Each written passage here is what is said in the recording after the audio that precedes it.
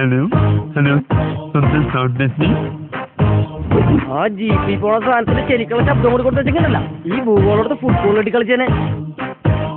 കുട്ടമ്പിള്ള എന്ന് കൃത്യമായിട്ട് വിളിക്കാൻ നിന്റെ ജീവിതത്തിൽ പറ്റത്തില്ല. ഞാൻ പറഞ്ഞത് മലയാളം, ഞാൻ പറഞ്ഞത് മലയാളം. ഇതിങ്ങനെ തർജ്ജമ ചെയ്തു തുടങ്ങിയ ഞാൻ പറഞ്ഞത് ജപ്പാൻ ഭാഷ.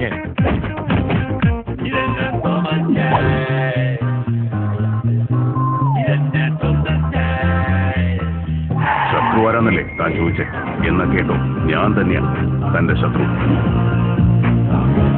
ഞാൻ ശബ്ദം കൊണ്ട് ജീവിക്കുന്ന ഒരു പെൺകുട്ടിയാ. എന്നെ കല്യാണം കഴിക്കാൻ പോകുന്ന ആൾക്ക് നല്ലൊരു ശബ്ദം വേണമെങ്കിൽ എനിക്ക് ആഗ്രഹിച്ചൂടെ?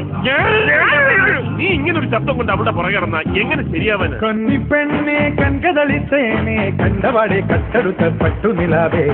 തോമാറ്റേന് എന്താ ഒരു കുറവ്? പാറപ്പുറത്തിരുന്ന് ഓന്ത് എത്തി നോക്കുന്ന പോലത്തെ ഈ മൂക്കും ഒരു കുറവായിട്ട് എനിക്ക് തോന്നിയിട്ടേ ഇല്ല.